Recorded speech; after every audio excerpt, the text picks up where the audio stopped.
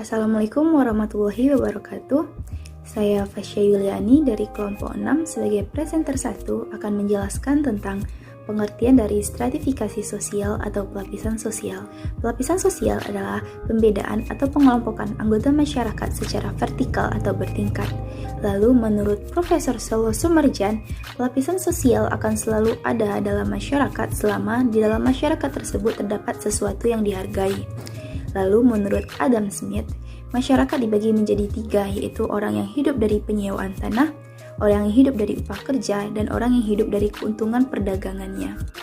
Lalu Thorstein Veblen membagi masyarakat dalam 2 golongan, yaitu golongan pekerja yang berjuang mempertahankan hidup dan golongan yang banyak mempunyai waktu luang karena kekayaannya. Lalu menurut Pitrim Asorikin, pelapisan sosial merupakan pembedaan penduduk atau masyarakat ke dalam kelas-kelas secara bertingkat atau hierarkis. Perwujudannya adalah adanya lapisan-lapisan di dalam masyarakat, ada yang lapisan tinggi dan ada lapisan yang di bawahnya. Setiap lapisan tersebut disebut dengan strata sosial. Jadi dapat disimpulkan bahwa pelapisan sosial adalah pembedaan antara warga dalam masyarakat ke dalam kelas-kelas sosial yang mana ada tinggi, rendah, dan sedang. Dasar dari tinggi rendahnya kelas tersebut berdasarkan pada kekuasaan, kekayaan, dan wewenang. Sistem lapisan di dalam suatu masyarakat dapat bersifat yang pertama adalah tertutup. Tertutup yaitu tidak memungkinkannya pindah seseorang dari satu lapisan ke lapisan lainnya, baik itu perpindahan dari atas ke bawah maupun dari bawah ke atas. Karena satu-satunya jalan untuk bisa merubah lapisan sosialnya adalah dengan merubah kelahirannya itu sendiri. Kemudian adalah yang bersifat terbuka, setiap anggota masyarakat mempunyai kesempatan untuk berusaha dengan kecakapan sendiri untuk naik lapisan, atau bagi mereka yang tidak beruntung, mereka akan jatuh pada lapisan yang paling bawah. Kemudian adalah stratifikasi sosial yang bersifat campuran, yaitu kombinasi antara stratifikasi tertutup dan stratifikasi terbuka. Misalnya untuk hal-hal tertentu dapat bersifat terbuka dan untuk hal-hal tertentu dapat bersifat tertutup. Demikianlah penjelasan dari saya. Terima kasih. Materi selanjutnya akan disampaikan oleh presenter selanjutnya. Assalamualaikum warahmatullahi wabarakatuh. Baiklah, saya akan melanjutkan materi yang sebelumnya dibacakan oleh Fasya. Adanya sistem lapisan masyarakat dapat terjadi dengan sendirinya dalam proses pertumbuhan masyarakat itu, tapi ada pula yang dengan sengaja disusun untuk mengejar suatu tujuan bersama. Pembedaan atas lapisan merupakan gejala universal yang merupakan bagian dari sistem sosial setiap masyarakat. Pokok-pokok untuk meneliti terjadinya proses lapisan dalam masyarakat. 2. Sistem lapisan yang berpokok pada pertentangan dalam masyarakat. Sistem demikian hanya mempunyai arti khusus bagi masyarakat yang menjadi objek penyelidikan. Keduanya, sistem lapisan dapat dianalisis dalam arti-arti. Arti-arti yang dianalisis dalam sistem lapisan: distribusi hak-hak istimewa yang objektif seperti penghasilan, kekayaan, keselamatan. Sistem pertanggungan yang diciptakan oleh para warga masyarakat, prestis dan penghargaan. Kriteria sistem pertanggaan dapat berdasarkan kualitas pribadi, keanggotaan, milik, wewenang atau kekuasaan. Lambang-lambang kedudukan keanggotaan pada suatu organisasi.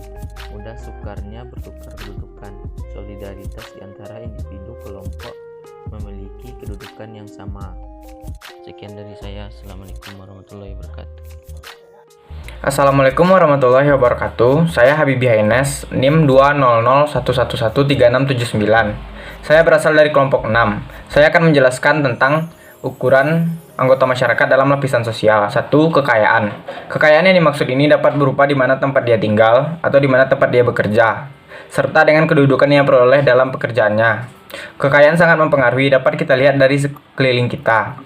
Orang-orang yang berduit memiliki kekayaan dapat memiliki wewenang yang lebih luas dibanding yang tak memiliki kekayaan. Ini membuktikan bahwa orang yang memiliki kekayaan paling banyak memiliki posisi paling atas dalam lapisan sosial. Sebaliknya, orang yang memiliki kekayaan paling sedikit memiliki posisi paling rendah dalam lapisan sosial. Yang kedua, ada kekuasaan atau wewenang. Kekuasaan atau wewenang ini dapat berupa status sosial seseorang di dalam masyarakat. Bahwa orang yang memiliki status lebih tinggi memiliki kekuasaan yang lebih luas serta memiliki posisi paling atas dalam lapisan sosial. Sebaliknya, orang yang tak memiliki status penting dalam masyarakat memiliki posisi paling rendah dalam lapisan sosial. Yang ketiga, ada kehormatan. Kehormatan masih terasa atau berlaku erat pada masyarakat tradisional yang masih memegang erat budaya budi luhur. Biasanya masyarakat tradisional akan menghormati orang-orang yang telah berjasa serta orang-orang yang memiliki budi luhur yang baik. Orang-orang yang disegani dan dihormati akan memiliki nilai tinggi dalam lapisan sosial. Yang keempat, ada ilmu pengetahuan. Orang yang memiliki ilmu pengetahuan paling luas akan menempati posisi paling tinggi dalam lapisan sosial. Hal ini dapat diukur dari profesi seseorang atau gelar yang dimiliki oleh seseorang tersebut. Sekian penjelasan saya, terima kasih. Baiklah, saya Prastika Kristisitio akan melanjutkan presentasi kelompok kami. Menurut Joseph Schumpeter, terbentuknya kelas dalam masyarakat dengan keperluan-keperluan yang nyata.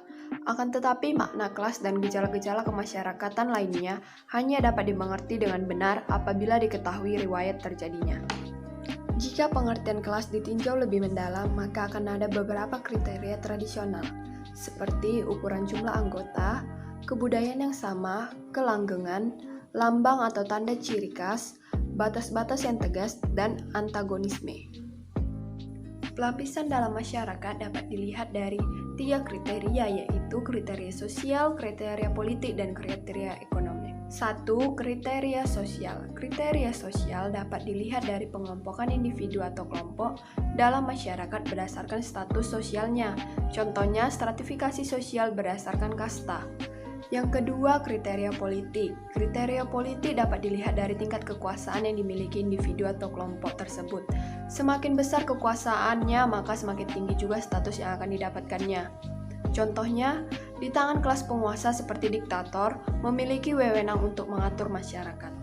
Kemudian yang terakhir yaitu kriteria ekonomi. Kriteria ekonomi dapat dilihat dari tingkat pendapatan yang dimiliki individu atau kelompok. Semakin besar tingkat pendapatan yang dimilikinya, maka semakin tinggi juga status yang akan didapatkannya. Contohnya yaitu pengusaha besar, pejabat akan memiliki kedudukan tinggi, sedangkan para karyawan, pekerja, dan buruh berada di kelas menengah. Untuk kelas yang paling bawah terdapat pengemis, pemulung, dan buruh tani. Menurut Max Iver, terdapat 3 pola umum piramida kekuasaan, yaitu 1. Tipe kasta, 2. Tipe oligarkis, dan yang terakhir yang pertama yaitu tipe kasta. Tipe kasta merupakan sistem lapisan kekuasaan dengan garis pemisah yang tegas dan kaku. Tidak ada kemungkinan untuk tiap individu bergerak secara vertikal untuk naik kasta. Yang kedua yaitu tipe oligarkis. Tipe oligarkis merupakan sistem lapisan kekuasaan dengan garis-garis pemisah yang tegas yang ditentukan oleh kebudayaan masyarakat tersebut. Perbedaan antara strata yang satu dengan yang lainnya tidak begitu mencolok dan masih ada kesempatan untuk tiap individu naik strata yang lebih atas. Yang terakhir yaitu tipe demokratis. Tipe demokratis merupakan sistem lapisan kekuasaan dengan garis pemisah yang sifatnya sangat mobil. Faktor keturunan tidak menentukan kedudukan tinggi rendahnya status seseorang, melainkan melalui kemampuan dan keberuntungannya. Sekian pemaparan dari saya. Presentasi selanjutnya akan dilanjutkan oleh penyaji berikutnya. Terima kasih. Saya akan menjelaskan fungsi dan unsur dari stratifikasi sosial. Yang pertama, fungsi dari stratifikasi sosial, yaitu yang pertama, distribusi hak-hak istimewa yang objektif. Yang kedua, menjadi sistem pertanggaan pada strata yang berhubungan dengan kewibawaan dan penghargaan. Ketiga, kriteria sistem pertentangan. Keempat, penentu lambang-lambang atau simbol, status atau kedudukan. Selanjutnya unsur-unsur. Unsur itu dibagi menjadi 2. Yang pertama, pembagian status. Dari pembagian status ini dibagi menjadi 3, yaitu yang pertama, describe status, yaitu kedudukan seseorang dalam masyarakat tanpa memperhatikan perbedaan rohaniah dan kemampuan. Yang kedua, achieve status, yaitu kedudukan yang dicapai seseorang dengan usaha-usaha yang disengaja. Yang ketiga, assign status, yaitu kombinasi dari perolehan status melalui usaha dan status yang diperoleh secara otomatis. Selanjutnya itu role atau peranan, yang merupakan aspek dinamis dari kedudukan. Apabila seseorang melaksanakan hak-hak dan kewajiban sesuai dengan kedudukannya, maka dia menjalankan suatu peranan atau role. Sekian dari saya. Terima kasih. Wassalamualaikum warahmatullahi wabarakatuh.